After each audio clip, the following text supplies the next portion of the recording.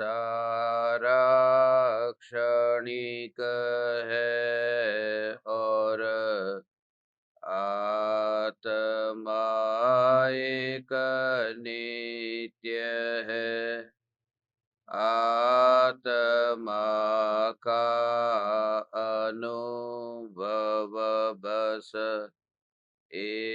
एकमात्र नित्य है।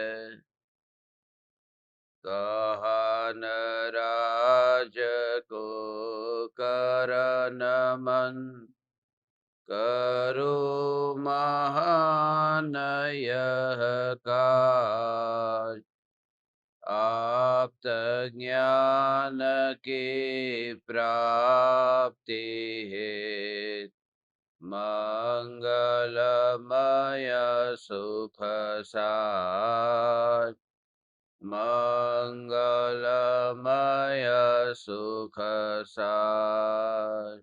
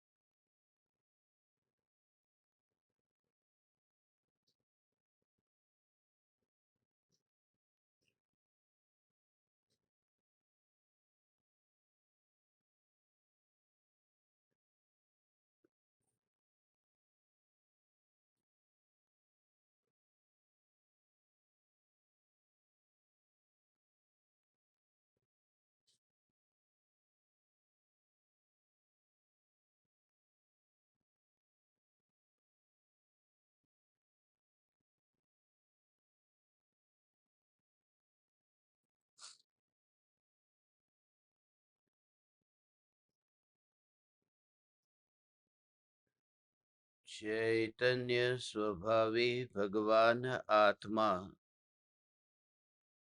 स्वयं ही चैतन्य समय सार है। चैतन्य समय सार का प्रतिपादक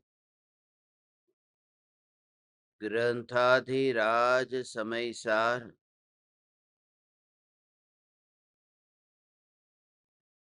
विभाव के काल में भी स्वभाव की सत्ता को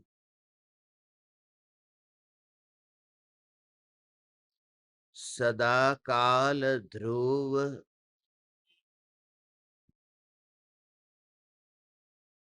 अस्तित्व मात्र सिद्ध करता है। यह ध्रुव अस्तित्व मात्र भगवान आत्मा पर्यायों में अनंत प्रकार की मलिनता आने पर सत्ता में मलिनता उत्पन्न नहीं हुई। मलिनता उत्पन्न होने की बात तो दूर, जिसमें उत्पाद ही नहीं है और व्यय भी नहीं है, वहां मलिनता का उत्पाद और मलिनता का व्यय कैसे होगा। जो सत्ता मात्र भगवान आत्मा है, इस सत्ता मात्र भगवान आत्मा के आश्रय से पर्याय में निर्मलता प्रकट होती है। पर्याय में प्रकट होने वाली निर्मलता कुछ अंशों में होती है। जैसे चौथे गुणस्थान में चारित्र गुण की निर्मल पर्याय स्वरूपाचरण चारित्र के रूप में है। वह स्वरूपाचरण चारित्र में अनंतानुबंधी क्रोध मान माया लोभ का अभाव हुआ है। यह जो संवर अधिकार है, इसमें चौथे गुणस्थान वर्ती सम्यक दृष्टि की मुख्यता से निरूपण किया है। हमने मुख्य रूप से 3 प्रकार के ज्ञानी का स्वरूप जाना था। ज्ञानी का मुख्य रूप से इसलिए क्योंकि अज्ञानी भी ज्ञानी है, मगर उसकी बात को यहाँ गौण करके जो आत्मज्ञानी है, जो केवल ज्ञानी है और जो ज्ञानी है, उन तीनों की बात लेना है। आत्मज्ञानी कहते ही वहां चौथे गुणस्थान से 12वें गुणस्थान वर्ती ज्ञानी, केवल ज्ञानी कहते ही 13वें 14वें गुणस्थान वर्ती अरिहंत और गुणस्थानातीत सिद्ध परमात्मा की बात है। और तीसरा जो अर्थ है ज्ञानी का कि ये जो ज्ञान स्वभाव से परिपूर्ण त्रिकाल ध्रुव द्रव्य है, वह ज्ञानी है। उसे भी समय सार की 7वीं गाथा में जो ज्ञानी कहा है, यहाँ संवर अधिकार में यह कहा कि ज्ञानी है। ज्ञानी को विभाव के काल में भी स्वभाव छूटता नहीं है। तो यहाँ वो त्रिकाल ध्रुव चैतन्य परमात्मा की बात नहीं है, ये उस ज्ञानी की बात नहीं है। यहाँ असल में बात है ज्ञानी जो आत्मज्ञान को पा चुके और उस आत्मज्ञान को पाकर के जिनके भीतर में अभी वितराग परिणति पूर्ण रूप से प्रकट नहीं हुई है, ऐसे ज्ञानी को जितने कषाय वर्तमान में उदय में है, वे उदय में आने वाले कषाय के भाव के काल में ज्ञानी की ज्ञान की धारा छूटती नहीं है, ज्ञानी का ज्ञानीपना छूटता नहीं है। कैसे भी विभाव रूप परिणमन होता हो, उसके लिए ये 184 और 185 इन दो गाथाओं में दृष्टांत के साथ में समझाया था। फिर से आज इस गाथा का पाठ करते हैं। दृष्टांत है सुवर्ण का। जह कणय मग्गितवीयम पी कणय भावम न तम परिचयदि तह कम्मोदयतविदो न जहदी नाणी तू नाणीतम। वो ज्ञानी पने को छोड़ते नहीं है।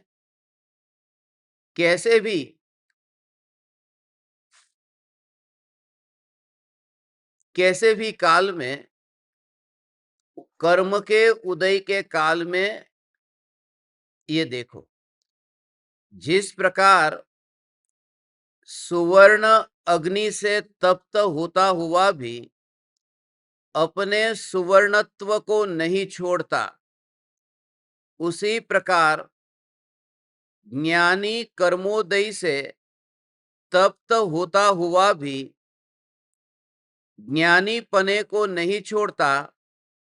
ज्ञानी ऐसा जानता है। वो ज्ञानी स्वयं के बारे में ही नहीं, सभी ज्ञानी का स्वरूप ऐसा जानता है कि विभाव रूप कैसी भी अवस्था हो तो भी कर्मोदय से तप्त होता हुआ।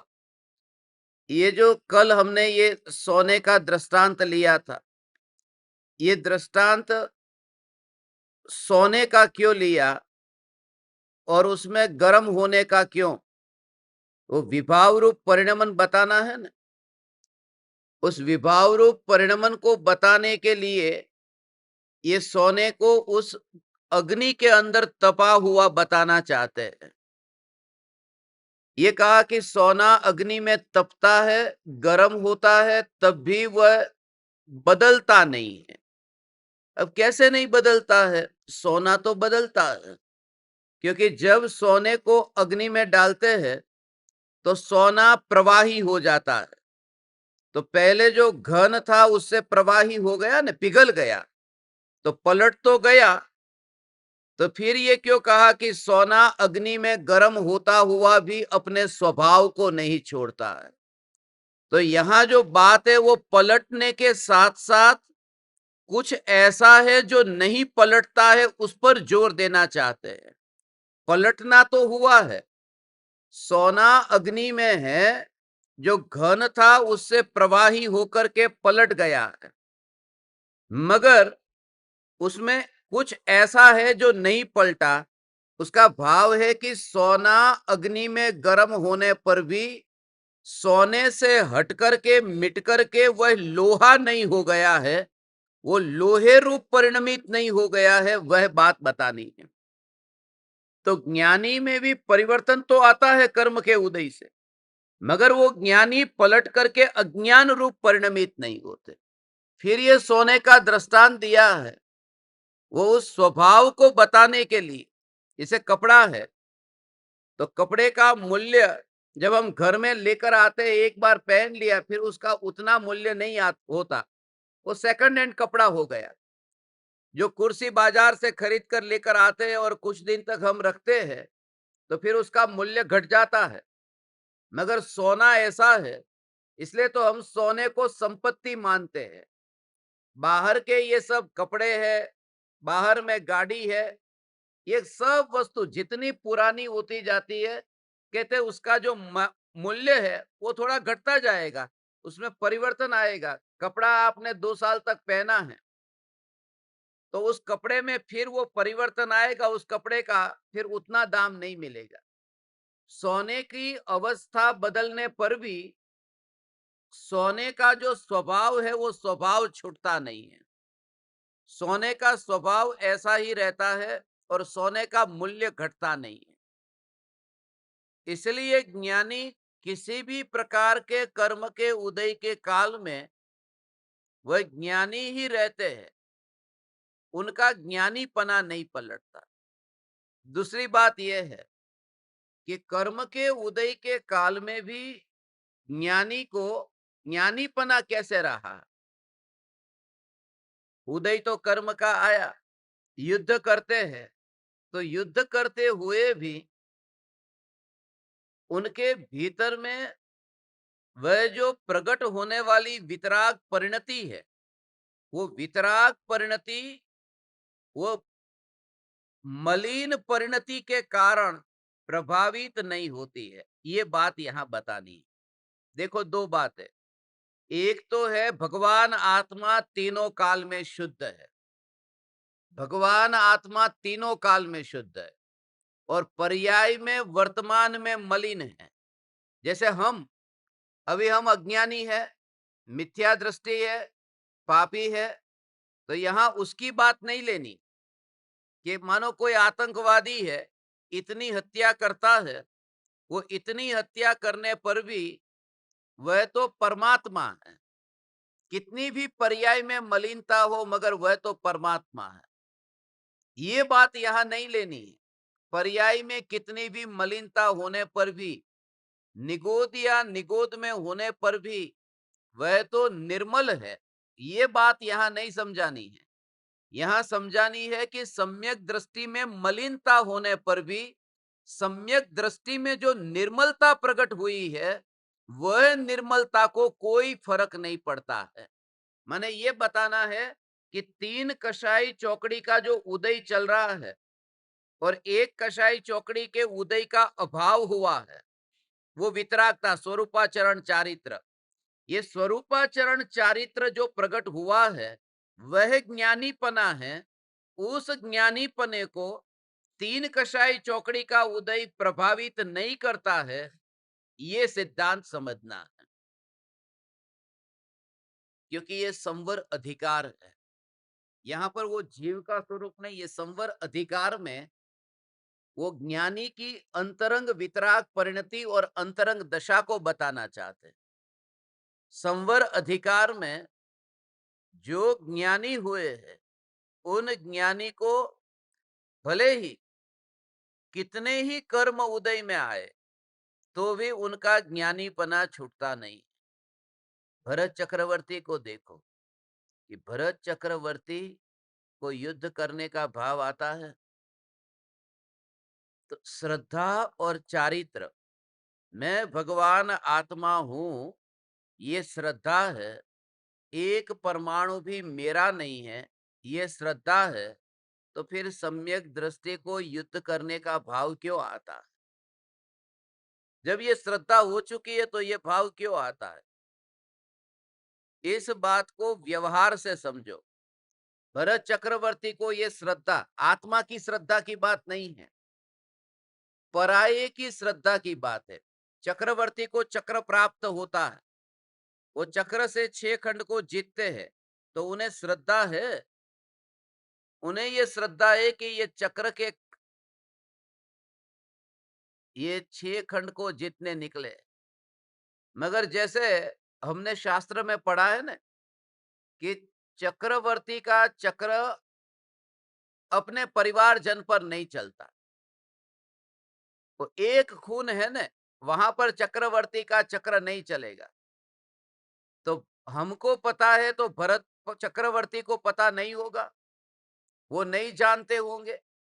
और वो जानते होंगे तो नहीं मानते होंगे। वो मानते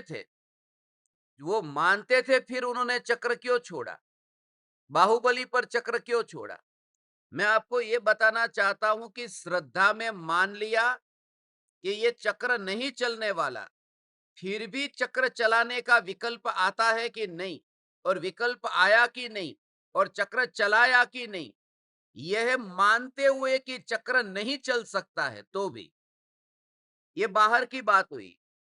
जैसे चक्र नहीं चल सकता है, ये श्रद्धा होने पर भी चक्र चला, ऐसे ही मैं पर का कर्ता नहीं हूं और मैं भगवान आत्मा हूं, ये श्रद्धा होने पर भी चक्र चलता है।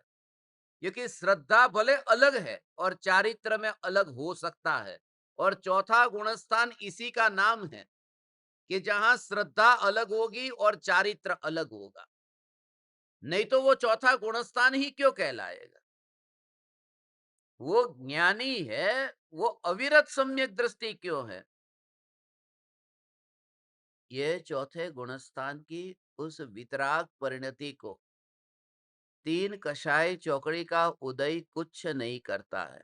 समझ में आया? ये तीन बात हुई। देखो, एक तो ये त्रिकाली ध्रुव भगवान आत्मा, ये त्रिकाली ध्रुव भगवान आत्मा, और ये है, ये जो दूसरी उंगली है, ये दूसरी उंगली है, ये आत्मा में प्रकट होने वाली जो वितरागता, जो चौथे गुणस्थान में प्रकट हुई। यहां पहला लिया त्रिकाली ध्रुव भगवान आत्मा, ये ज्ञायक भाव, ये है आत्मा में प्रकट होने वाली वितरागता जो अभी वर्तमान में 25% प्रकट हुई। ये एक कषाय चौकड़ी के उदय के अभाव से। और ये जो है आत्मा में उत्पन्न होने वाला विकार, जो 75% कषाय अभी उदय अभी चल रहा है। तो यहां ये कहते हैं, ये पहली उंगली, ये अंगूठा माने त्रिकाली ध्रुव भगवान आत्मा, ये पर्याय में प्रकट होने वाली निर्मलता, और ये पर्याय में उत्पन्न होने वाली ये मलिनता, ये जो मलिनता है, ये भगवान आत्मा का कुछ भी नहीं करती। ये तीसरी उंगली से पहली उंगली की तुलना नहीं है, ये तुलना है तीसरी उंगली से दूसरी उंगली की। कि ये जो पर्याय में मलिनता है, वो पर्याय में प्रकट होने वाली मलिनता, उत्पन्न होने वाली मलिनता, वो वितराग परिणति को कुछ भी नहीं करती, माने वितराग परिणति अंतर में चलती है। दूसरी बात है कि कर्म धारा ज्ञान धारा को कुछ भी नहीं करती है।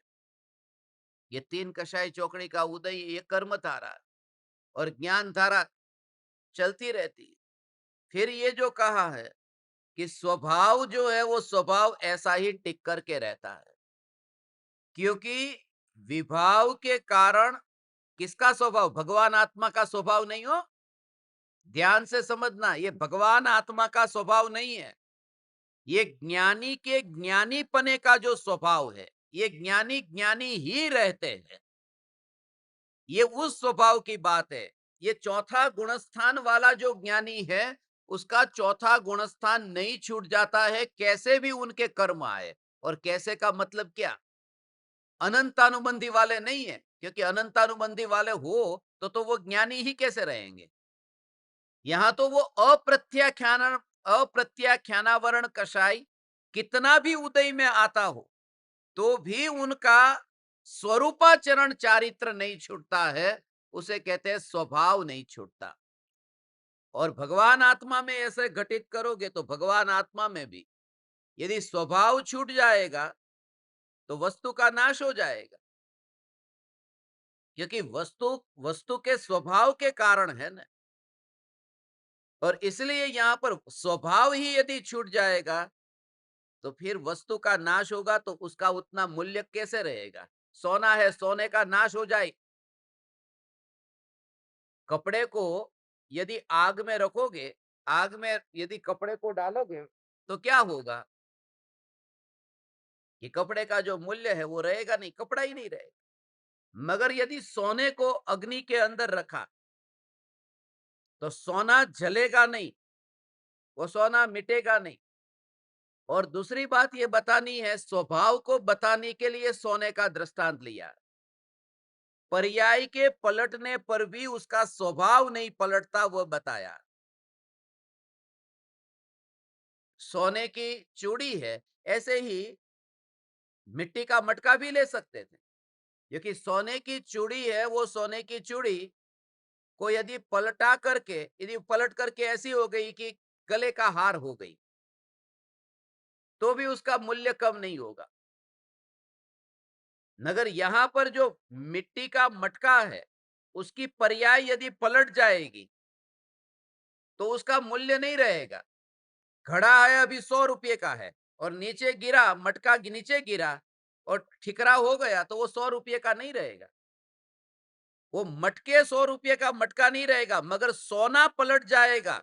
यदि चूड़ी में से वो हार हो जाएगा तो उसका मूल्य उतना ही रहता है। मिट्टी का मूल्य जो है, वो जो उसकी पर्याय में पलटाव होने पर वो मूल्य उसका घट जाता है, रहता ही नहीं है। इसलिए जानबूझ करके यहां सोने का दृष्टांत दिया है कि पर्याय के पलटने पर भी उसके स्वभाव, उसकी शक्ति, उसकी ताकत उसमें कम नहीं होता, परिवर्तन नहीं होता, ऐसा का ऐसा ही रहता है। ऐसा ये दृष्टांत देकर के ज्ञानी की दशा बताई। और देखो, जिस प्रकार सुवर्ण अग्नि से तप्त होता हुआ भी अपने सुवर्णत्व को नहीं छोड़ता,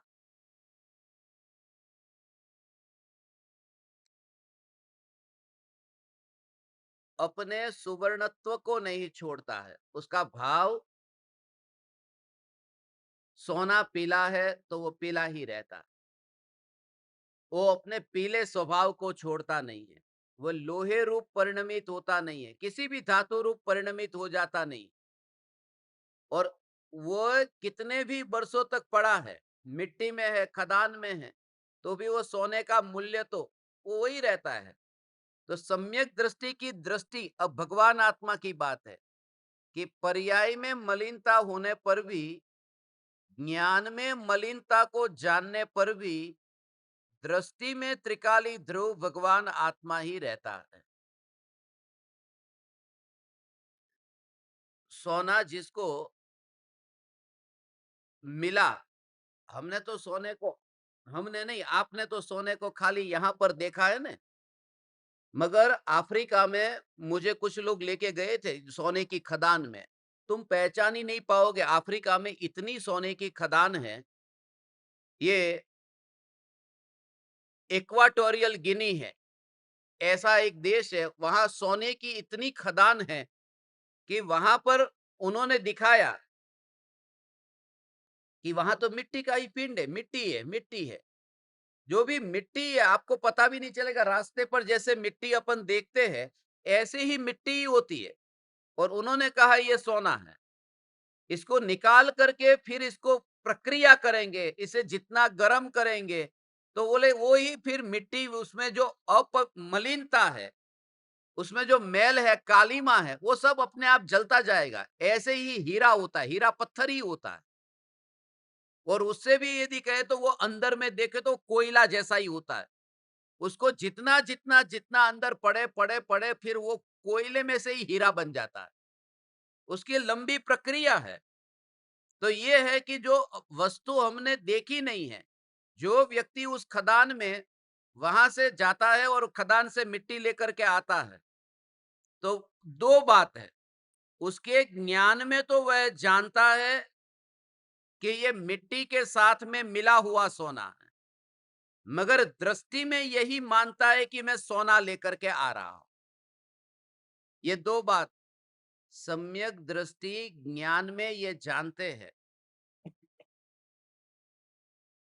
ज्ञान में ये जानते हैं कि पर्याय सहित का आत्मा आत्मा होता है, और श्रद्धा में यह मानते हैं कि पर्याय से जुदा भगवान आत्मा ही मैं हूं। ज्ञान में ये जानना कि पर्याय की मलिनता के साथ में द्रव्य है, और दृष्टि में यह मानना कि मैं भगवान आत्मा ये पर्याय से पार हूं। तो वो लेकर के आया, पर्याय की मलिनता के साथ में सोने को नहीं जानेगा तो खदान में जाकर के भी वापिस आ जाएगा। वह वापिस आएगा, क्योंकि वहां तो उसको वो पीला सोना दिखाई ही नहीं दिया जैसा बाजार में है। तो जब भी सोना खदान में से मिलेगा, वह पीला नहीं मिलेगा, वह मिट्टी ही मिलेगी। तो उसे ग्रहण करना, तो पर्याय में कितनी भी मलिनता हो, ये भगवान आत्मा है, ये भगवान आत्मा है। फिर उसकी प्रक्रिया होगी कि ध्यान की अग्नि पर ये भगवान आत्मा जब तपेगा, तो जितना भी राग और द्वेष का मैल है वह जल जाएगा, और भगवान आत्मा जो सत्ता स्वरूप है वह टिका हुआ रहेगा। इसलिए यहां सोने का दृष्टांत दिया है। आज अभी देखो, ये फिर अज्ञानी का दृष्टांत है। अज्ञान के अंधकार से क्या है, और अज्ञानी अज्ञान अंधकार से आच्छादित होने से आत्मा के स्वभाव को न जानता हुआ राग को ही आत्मा मानता है। पहली बात थी ज्ञानी की, और 185वीं गाथा में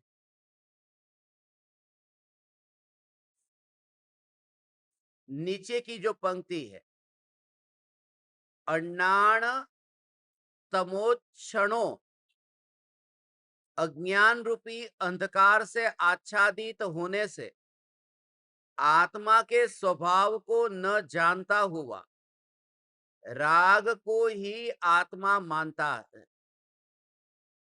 कमरे में जो अंधकार है, उस अंधकार के कारण जो रस्सी पड़ी है, उस रस्सी को ही सांप मानता है।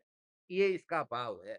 अज्ञान अंधकार से आच्छादित होने से आत्मा के स्वभाव को न जानता हुआ, माने रस्सी, ज्ञान को भी रस्सी कहा है ना, और राग को नाग कहा है, कि जो अनुभव में आता है, अनुभव में आने वाला तो ज्ञान है, मगर माना कि ये राग अनुभव में आता है, ये मलिनता अनुभव में आती है, इस वजह से वो ज्ञान की अनुभूति में भी वह राग का विकल्प करता है। फिर अंधकार का दृष्टांत दिया है, क्योंकि मनुष्य को समझाने के लिए बात बताई ने, उल्लू को नहीं समझाया। उल्लू होता है, उल्लू को दिन में दिखाई नहीं देता, उल्लू को रात में दिखाई देता है, अंधेरे में दिखाई देता है, उसे उजाले में नहीं दिखाई देता। तो मनुष्य को समझाने के लिए कहा है कि वस्तु अंधकार में हमें दिखती नहीं है, इसका मतलब ये नहीं कि उसकी सत्ता नहीं है, वह सत्ता स्वरूप होने पर भी अज्ञान है। और एक बार ज्ञान होने के बाद फिर यदि कैसे भी राग और द्वेष के भाव हो, तो भी वह ज्ञान ज्ञान ज्ञान ज्ञान ज्ञान ज्ञान ज्ञान, यह ज्ञान ही अनुभव में आता रहता है। फिर विभाव का अनुभव नहीं होता। वहां पर दृष्टि जो है वो दृष्टि त्रिकाल ध्रुव चैतन्य सत्ता पर है, स्वभाव पर दृष्टि है, पर्याय का निर्मल होने का प्रयोजन है, और पर्याय में पड़ी हुई मलिनता अपने आप दूर हो जाती है।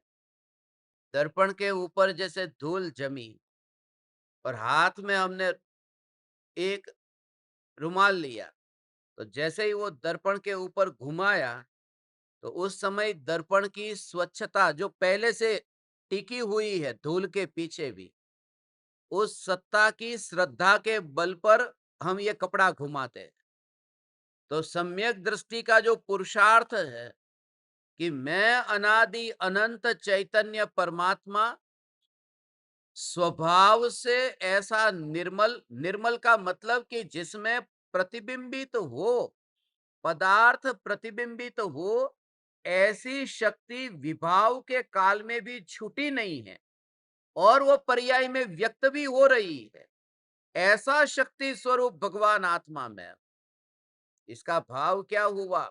ये कोई विरला इस भाव को, इस बात को ऐसे समझता है कि वह सम्यक दृष्टि ज्ञानी धर्मात्मा ज्ञान की निर्मल पर्याय, उसका स्वभाव का मतलब ये दर्पण है और दर्पण के ऊपर ये जो धूल लगी हुई है, वो धूल दर्पण में प्रतिबिंबित होती।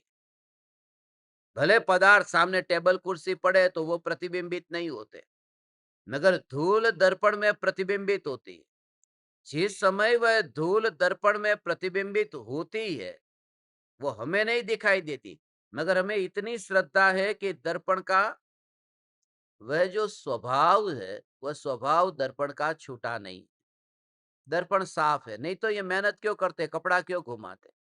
हम कभी दीवार के ऊपर तो कपड़ा घुमाते नहीं है कि थोड़ा कपड़ा घुमाओ, थोड़ा और घिसो, थोड़ा और घिसो, मेरा चेहरा दिख जाएगा।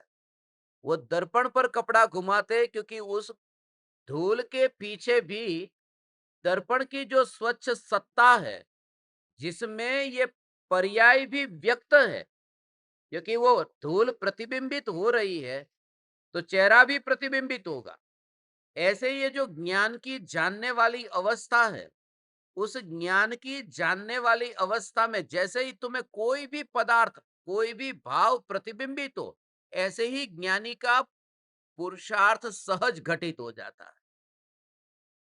पुरुषार्थ वहां होता है, ऐसा ये पुरुषार्थ होता है। सम्यक दृष्टि ज्ञानी धर्मात्मा की, वो जो ज्ञान की पर्याय, उस ज्ञान की पर्याय से न्यायक न्यायक न्यायक न्यायक न्यायक न्यायक, ये न्यायक, ये भाव ऐसा समझ में आता है। यह न्यायक न्यायक न्यायक न्यायक, उस समय वह अनदेखा कर दिया। हाँ, उस समय वह विकल्प नहीं आया, उस समय वह विकल्प नहीं आया। कैसा भी है, वो दर्पण पर धूल लगी है और तुम उस दर्पण को 10 रुपये में बेचते हो और कोई कहेगा कि धूल वाला दर्पण है, 8 रुपये में दे दे, तो तुम नहीं दोगे। क्योंकि वो जो दर्पण की धूल के पीछे भी दर्पण की जो स्वच्छता है, वो श्रद्धा में कैसी है, और उस वजह से मूल्य घटता नहीं है ना। ऐसे ही वो जो विकल्प, जब भी विकल्प उत्पन्न हो, उन विकल्पों को दृष्टि अगोचर करने का अभ्यास करना। उन विकल्पों को दृष्टि अगोचर करने का अभ्यास माने तुम्हें उसकी जरूरत है, वो जो ट्रीटमेंट है, वो ट्रीटमेंट ऐसी ये ट्रीटमेंट की जरूरत है। बार बार बार बार बार बार बार बार, बस। व्यक्ति आधा तो तभी वह हार जाता है, मर जाता है, जैसे ही उसको डॉक्टर लोग जब बता दे ना कि इसको ये बीमारी हुई, वो सुनते सुनते सुनते सुनते ही शरीर सूखना शुरू हो जाता है, अंदर की चिंता से ही कि अब मैं मर जाऊंगा, कैंसर हो गया, कैंसर हो गया, कैंसर हो गया। ये कैंसर, कैंसर से तो जब मरेगा तब मरेगा, मगर वो भाव जो आया है, उस भाव से चिंता में आकुल व्याकुल होकर के वो मरने लगा है, भाव से मरने लगा है। और उसके शरीर में भी ऐसे ही ऐसा है कि जो भी आप सोचते हैं कि मैं ज्ञान स्वरूप, और पहले ऐसा किसी ने तुमको कहा कि तू रागी, क्योंकि पूरी दृष्टि कहां पर है? दृष्टि बाहर पर है। और जो भी आपको जहां पर बाहर में दृष्टि पड़ी हुई है, तो वहां जैसा भी आप देखते हैं, ऐसे ही आपके अंदर भाव आते हैं। आप मित्र के पास में गए, पत्नी के पास में गए, इन सबके साथ में रहते हैं ना। तो प्रेमचंद मुंशी हुआ, प्रेमचंद मुंशी ने कहा है कि कोई भी पति, कितना भी पति अच्छा हो, दुनिया के सामने कितना भी अच्छा हो, मगर पति की असलियत पत्नी जानती है।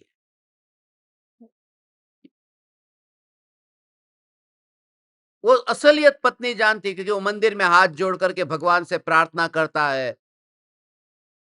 पूजा करता है, भगवान के सामने मस्तक झुकाता है, मगर पत्नी ने उसे देखा है कि ये इसकी हालत क्या है। वो पत्नी असलियत जानती है, पति की असलियत पत्नी जानती है। अब वो पति जब पत्नी के पास में रहता है, तो ये सुन करके, ये देख करके उस माहौल में पत्नी कैसे देखती है कि ये देखो पापी, ये कामी, ये क्रोधी, ये ऐसा, ये ऐसा। पत्नी ने देखा, बच्चे ने देखा, फिर मित्रों ने देखा, मित्रों के साथ में जुआ खेलता है, मित्रों के साथ में मूवी देखने जाता है। तो ये सब जैसे माहौल में रहते, अब हमारी आंखें खुलती है बाहर की ओर। ये पूरी वैज्ञानिक बात मैं आपको बता रहा हूं। ये समय सार में तुम्हें पढ़ने में भी नहीं आएगी, ध्यान से समझना। इसलिए जैसे जैसे माहौल में रहते हैं और वहां पर ही ये सुना, अरे तू तो ऐसा है, अरे तू तो ऐसा है, अरे तू तो ऐसा है, ये सुन सुन करके ही तुम्हारे अंदर में ये बोझ आता है। इसलिए मैं सच कहता हूं, आप खुद अनुभव करना। अभी जो सीजन चल रहा है ना, अभी ये मायके का सीजन चल रहा है कि बहू है, वो बहू हर एक जगह पर, बहू है वो अपने माँ बाप के घर पे गई होगी, और उस माँ बाप के घर में वहां पर भी बहू होगी तो वो आ गई होगी। ये 12 महीने में ये एक महीना ऐसा है सबसे ज्यादा निंदा होने वाला। सब अपनी सास की, ससुर की निंदा कर रहे। ये पूरा एक महीना निंदा का महीना है। जितनी इधर उधर की करनी होगी सब करेगी। तुम खुद देखना, जो जो मायके गए हैं,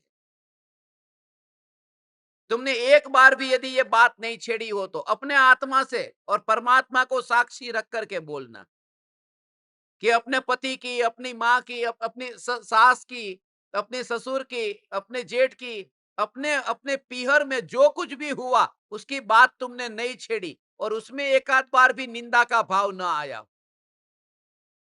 और उसमें तुमने ये न दिखाया हो ठीक है मैं तो सहन कर लेती हूं, माने तूने ज्ञानीपना भी बता दिया तेरा।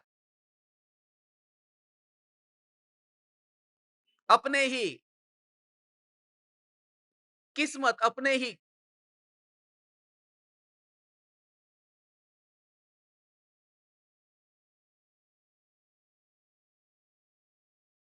कुछ कर्म बाकी होंगे, कुछ कर्म बाकी होंगे तो मिलना हुआ। एक पति पत्नी बात कर रहे थे, ये नहीं कह रहे थे कि कुछ कर्म बाकी होगा तो मिलना हुआ है। कुछ झगड़े बाकी हो गए हमारे, इसलिए मिलना हुआ है। कर्म नहीं, झगड़े बाकी हो। तो उस समय तुम्हारे अंदर में ये माहौल सुन सुन करके, क्योंकि अक्सर ऐसा होता है 99%, भले कितना भी अच्छी तरह से रहे, मगर आप खुद देखना जैसे बहू को रखती है सास, और बेटी के साथ में इस महीने जो रहेगी वो बात अलग होगी। वैकेशन हुआ ना स्कूल का, इसलिए बच्चे के वैकेशन की वजह से अब छुट्टी हो गई तो सब आएगी। उसमें जो अपनापन जो होगा वो बेटी में, और वो बहू का भी, सास को कितना भी वो माँ कहेगी, मगर अपनी माँ जो दोनों में से एक का चुना, वो तुम खुद देखना, सास मर जाए या माँ मर जाए किसको चुनोगे? बोलना मत। और तुमने माँ को माँ कितनी साल बोला? 20 साल। और सास को माँ कितनी बार बोला? कितनी साल? 40 साल। अभी तुम्हारी उम्र 60 साल की हुई तो 40-40 साल से सास को सासू माँ माँ माँ माँ माँ माँ बोला, फिर भी वो मोह का भाव तो अपनी माँ का ही है ना।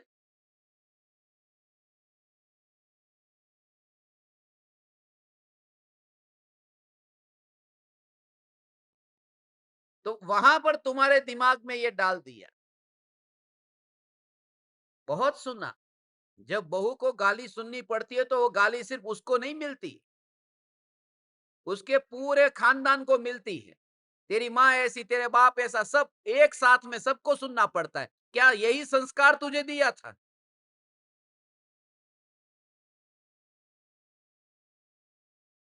तो ये सुन सुन करके, ये सुना तुमने कितने घंटे? 23 घंटे। 23 घंटे तक घर में यही चलता रहा था, दिन रात। और प्रवचन में बैठे कितने घंटे? 1 घंटे। और 1 घंटे में गुरु ने कहा कि तू परमात्मा है, तू परमात्मा है। अब कहने वाले एक गुरु है और वहां पर सुनाने वाले 25-50 है। तो वो जो तुम्हें पापी पापी पापी कहते हैं ना, उस वजह से तुम्हारे अंदर में जो बल आना चाहिए ना कि मैं परमात्मा हूं, वो ढीला पड़ जाता है। क्योंकि उन्होंने और तुम्हारी अभी हालत ऐसी है कि जिनकी तुम सुनते हो ज्यादा मेजोरिटी से प्रभावित होते हो ना।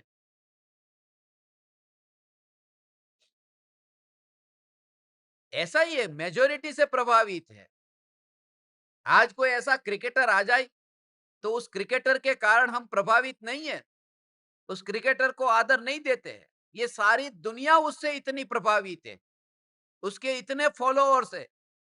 वह व्यक्ति मेरे घर पर आया, तो फॉलोअर्स उसके कितने, हम भीड़ से प्रभावित होते हैं। और ज्यादा भीड़ यदि कह दे तो और दृढ़ता आ जाती। 4 लोग यदि खाली कह दे ने, प्रतिष्ठित व्यक्ति, तो भी दिमाग में घुस जाता है कि यार ये गांव के प्रतिष्ठित है, ये कहते हैं। तो सास ने कहा है, पति ने कहा है, बच्चों ने कहा है, तो रोज रोज जो तू ये सुनती जाती है कि बहू तो ऐसी ही है, पत्नी तो ऐसी ही है, माँ तो ऐसे ही है, वो सुन सुन करके मैं ध्रुव न्यायक हूं, ये जोर नहीं आता। और इसके लिए ये कहा, थोड़े दिन के लिए उस घर से छूटना बहुत जरूरी। मैं तो ये कहता हूं कि ससुराल से निकलने की परमिशन मिली है तो मायके जाने की बजाय तुम्हें यहां उमराला आ जाना चाहिए। क्योंकि अभी जो तुम्हारे दिमाग में जितना भूसा डाला गया था उसको निकालने का, ऑपरेशन करने का पूरा टाइम है। सब बहू अपने अपने मायके मत जाओ, उमराला आ जाओ मम्मी को लेकर के। मगर यहां आकर के भी प्रॉब्लम होगा, क्योंकि वही सास फिर इधर आएगी, क्योंकि वह भी तो ज्ञान दीपक है। जिससे बचने गए थे वही सामने आया। अधूरे झगड़े बाकी होते हैं तो आश्रम में भी मिल जाते हैं।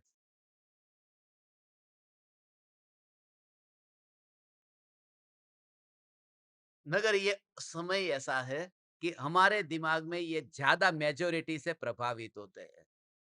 वो याद दिलाते हैं तुम्हें।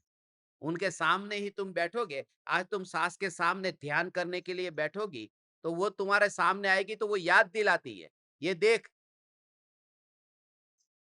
अपनी मनमानी ही करने वाली है, मेरी सुनती ही नहीं है ये। तो जब तुम ऐसे ध्यान, तो तुम्हारा ध्यान ही नहीं लगता। वो सामने से, जैसे तुम सामने देखते हो तुम्हारा ध्यान लगेगा ही नहीं। इसलिए जो बच्चा बिल्कुल गरीब रहा हो, कुछ भी उसके पास में पैसा नहीं था, और फिर जैसे जैसे थोड़ा पैसा उसके पास में आ जाता है ना, अपने पुराने साथियों को वो छोड़ने लगता है। उसको उसमें क्यों? क्योंकि जैसे ही वो बाहर उसके साथ में रहेगा, वो पुरानी बातें याद दिलाते हैं कि अरे तू तो ऐसा था, तू तो वैसा था। इसलिए सदगुरु एक काम करते हैं, वो सदगुरु कुछ तुम्हें देते नहीं है, तुम्हारे अनंत अपराध होने पर भी वो उस बात को एक और कर देते हैं, और सिर्फ ये कहते हैं कि तू परमात्मा है, तू परमात्मा है। तो वो जो दृढ़ता आती है उससे फर्क पड़ता है। कभी तुम्हें भूल से अपने अपराध याद आ जाए तो उसे कहते बात छोड़, काम की बात कर।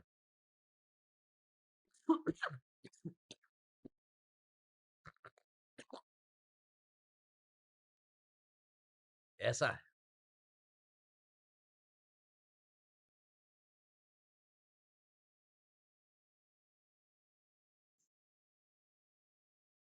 फिर तुम ऐसे ही होने लगते हो, उस रूप में ढल जाते हो।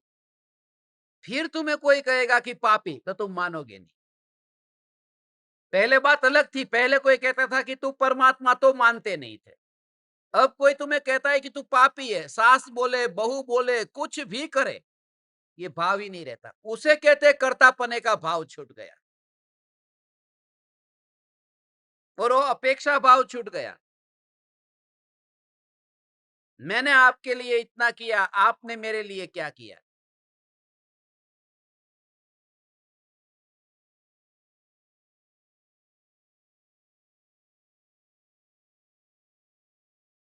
मैंने तो मेरे मित्र को फोन किया, मगर उसने फोन ही नहीं उठाया। फिर फोन नहीं उठाया तो मैंने मैसेज किया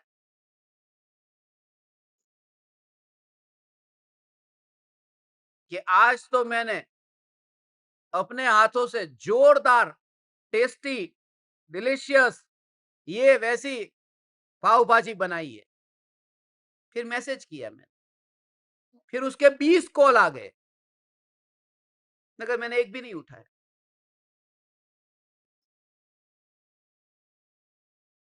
मैंने उसके लिए ये किया। ये सब भाव अंदर में पड़े हैं। मैं हर एक बात, सास बहू का यही तो झगड़ा है। सास कहती है मैं घर से बाहर जाती हूँ, घर के बाहर जाती हूँ तो बता के जाती हूँ, और बहू कहीं पर भी जाती है बताती ही नहीं। बस उस बात पे झगड़ा चालू हो गया। झगड़ा चालू तो हो गया, प्रॉब्लम ये हुआ कि मेरे को बीच में बिठाया।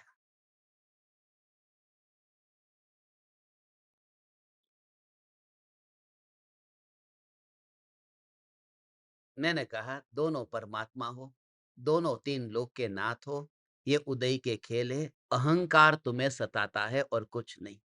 थोड़ा अहंकार का भाव कम करोगे ने, तो उम्मीद भी कम हो जाएगी, आशा अपेक्षा कम हो जाएगी, और अपने आप तुम सबको ढीला छोड़ दोगे।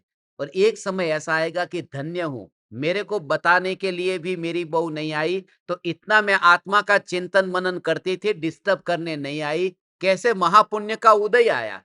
ये कोई मुझे परेशान करने तक भी नहीं आता है, तो कुदरत ने कितनी व्यवस्था की है मुझे आत्म साधना करने के लिए। कुदरत कितना साथ दे रही है। हमेशा फिर सकारात्मक विचार करके अपनी आत्म साधना करने लगेंगे।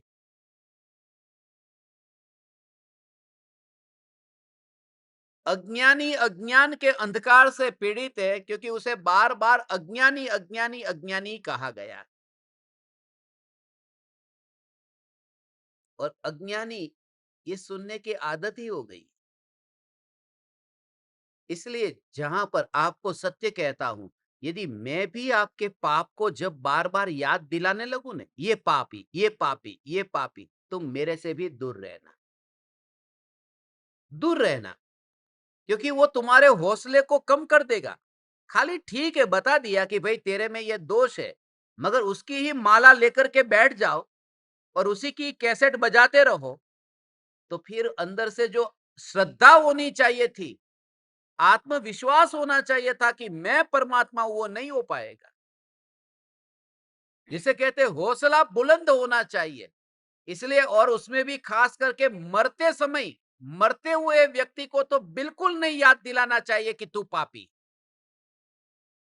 उसे तो उसी प्रकार के संस्कार दृढ़ कराने की कोई नहीं है कि आज तक मेरे से जो पाप हो गए उस पाप के लिए माफी। ठीक है, एक आध मिनट के लिए वो भाव आ गया और हाथ जोड़ के सबको माफी मांग ली, मगर असल में तो फिर उस समय मैं ही परमात्मा, मैं ही परमात्मा, मैं ही परमात्मा, मैं ही परमात्मा, मैं ही परमात्मा। यदि वो नहीं सुनता है तो वहां पर उसके पास में मंजीरे भी बजाओ, ढोल भी बजाओ, मगर चैतन्य का ही नाद करके उसे सुनाओ। यदि सुनाई नहीं देता है तो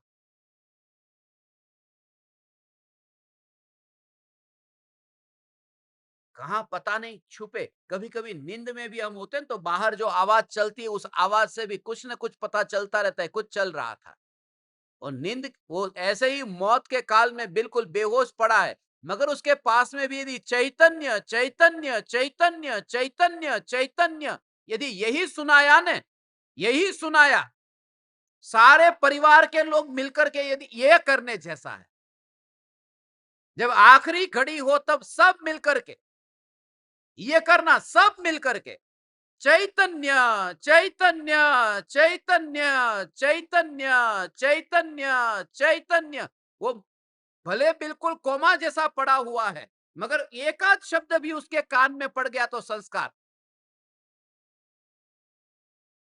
उस समय भक्तामर का पाठ मत करना, उस समय तुम समयसार की गाथा नहीं, उस समय तू चैतन्य है, तू चैतन्य है, तू चैतन्य है, तू चैतन्य है, तू चैतन्य है, यही उसको सुनाना।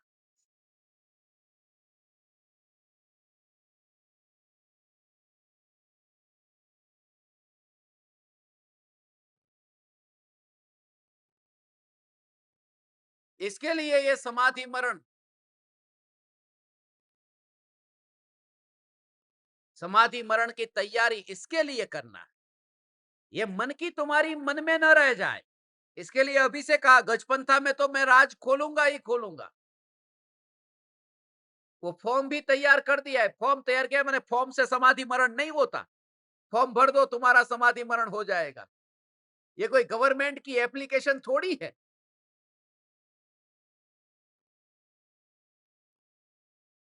ये तो समाधि मरण जिनका नहीं होता है और जो पुलिस थाने जाता है उनके लिए एप्लीकेशन है, कि कोई दूसरा फंस न जाए उसमें, क्योंकि बहुत मुश्किल है, बहुत मुश्किल है। कोई समझ कैसे पाएगा? एक तो तुम्हारा राग, या तो तुम्हारा राग नहीं है बिल्कुल, या फिर वितरागता इतनी प्रकट हो गई है, दो में से एक ही हो सकता है। तुम में इतनी वितरागता प्रकट हो गई है, आज मानो तुम्हारा पति है, तुम्हारी पत्नी है, तुम्हारा बेटा है, अरे बाप है, माँ है, अब वो ऑक्सीजन लगा हो और ऑक्सीजन निकालना हो, तो सामने अभी मौत हो रही है, तेरा जीव कैसे, तेरी अंदर में वो भाव कैसे आएगा कि जैसे ही ऑक्सीजन निकाल दूं और मेरा पति मर जाएगा? ये हिम्मत कैसे हो सकती है? अपने पति के लिए ये हिम्मत कैसे हो सकती है?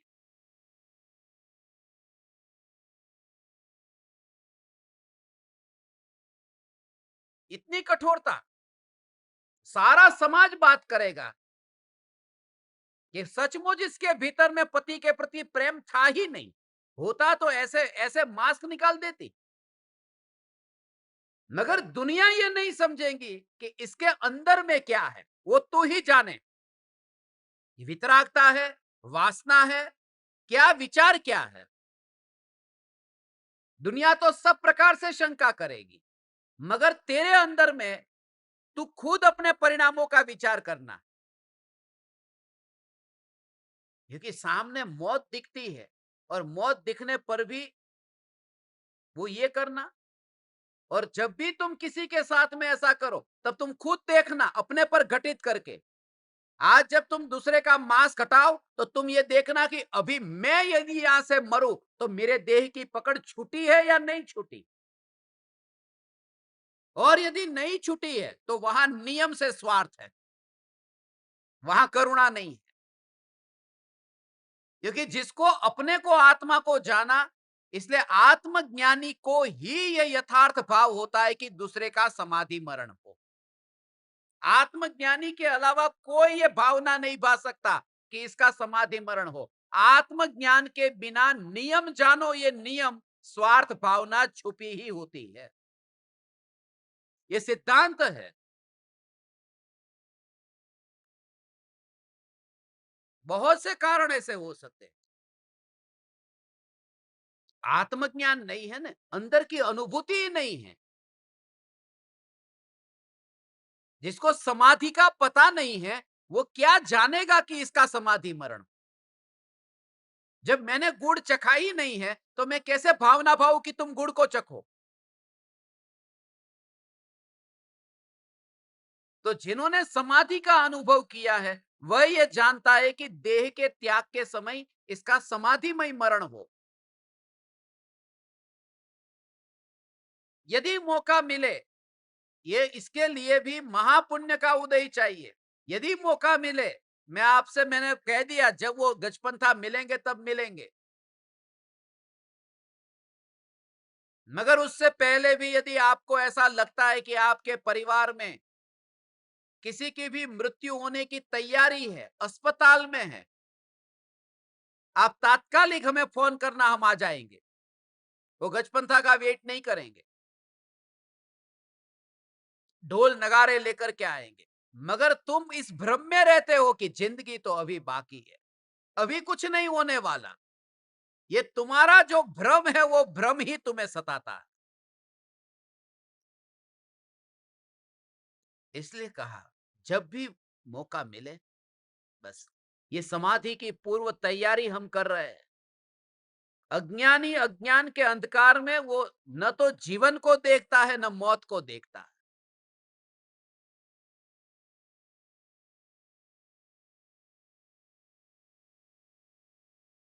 जीवन को देखता तो आनंद को भोगता, और मौत को देख लेता तो फिर वो दुकान पर ऐसे रुपये नहीं गिनता, क्योंकि जिसको मौत दिखाई देती है वो ऐसे रुपये नहीं गिनता है।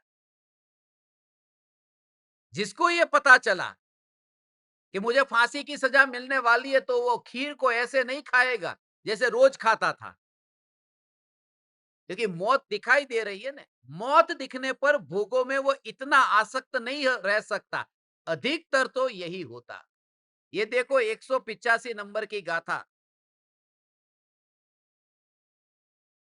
अज्ञानी अज्ञान अंधकार से आच्छादित होने से आत्मा के स्वभाव को न जानता हुआ राग को ही आत्मा मानता है। हम्म। दिखाई तो दिया नहीं, और जो राख ऊपर लगी हुई थी कोयले के ऊपर, उस राख को ही कोयला मान लिया, मगर वो जो अंदर में जलती हुई जो अग्नि है, उस अग्नि को देखा ही नहीं। तो राख का आवरण होने से वो अग्नि नहीं दिखाई देगी, ये सत्य है। मगर जब छुएगा तब राख का आवरण होने पर भी गर्म का अनुभव हो सकता है। वो राख मना नहीं करेगी। ऐसे ही राग का आवरण होने पर भी यदि स्वभाव की स्पर्शना हो, तो स्वभाव की स्पर्शना से राग का आवरण होने पर भी ज्ञान अनुभव में आ सकता है। तो ज्ञानी को राग का भाव अभी है ना, वो राग का भाव है, द्वेष का भाव है, ये भाव है, द्वेष का भाव है। अब पवन अंजय को 22 साल तक द्वेष का भाव रहा अंजना के प्रति। अब वो 6 महीने में एक बार आत्मा के ध्यान में लीन हुए, कम से कम हो ये, बीच में तो कितनी बार लीन हुए होंगे। सम्यक दृष्टि, क्षायिक सम्यक दृष्टि थे ना। तो जब वो आत्मा के ध्यान में लीन हुए तो उस समय वो जो अंजना के प्रति द्वेष था वह अनुभव में आया कि भगवान आत्मा त्रिकाल शुद्ध है और यही मैं हूं, यह अनुभव में आया। तो भगवान आत्मा की शुद्धता अनुभव में आई, वो विकार का भाव था उसका क्या हुआ कि वो साइड में पड़ा रहता है। साइड में पड़ा रहता है माने अनुभव में उस पर जोर नहीं होता। यदि ये कोयला है उसके ऊपर राख है, तो जब मैं कोयले को छूता हूं और गर्म का अनुभव होता है, तो उस राख का क्या हुआ जो कोयले के ऊपर है, कि रहती है, पड़ी रहती है, मगर वो अनुभव वो अग्नि का इतना होता है कि राख का विकल्प ही नहीं आता। ऐसे ही वो ज्ञान का अनुभव ऐसा है कि वो राग का विकल्प नहीं आता है, माने उसके अनुभव पर जोर नहीं होता।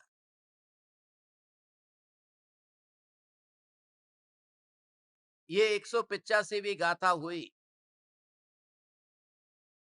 आज शाम को हम धर्म सभा में फिर मिलेंगे, इस पर थोड़ा और स्पष्टीकरण करेंगे। और जैसा मैंने कहा, ये मौका है गर्मी के दिनों में, छुट्टी के दिनों में साधना का। जिनको भी साधना का बहुत भाव हो, मैं अभी 4-5 दिन के लिए यहाँ पर आया हूँ उमराला में। जिनको भी आना हो, तो 4-5 दिन का प्लान करके आप आ सकते हैं। उसके बाद में तो फिर हम परदेश चले जाएँगे। तो जितना टाइम यहाँ पर मिला है, हम सब साथ में रह कर के इस समय का सदुपयोग करते हैं। आप समस्त परमात्माओं को अनंत-अनंत प्रणाम। चैतन्य समयसार, चैतन्य समयसार, चैतन्य समयसार।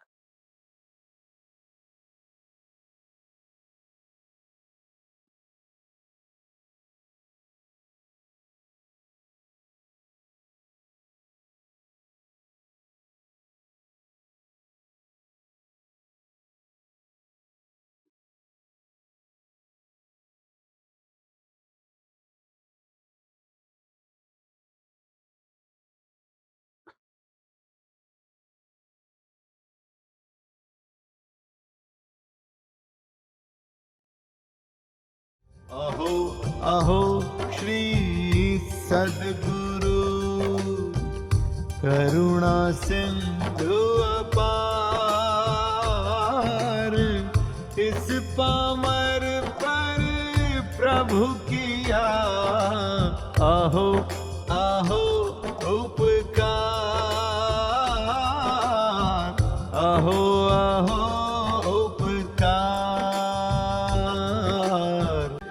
देह सहित जिनकी दशा, वरते देहा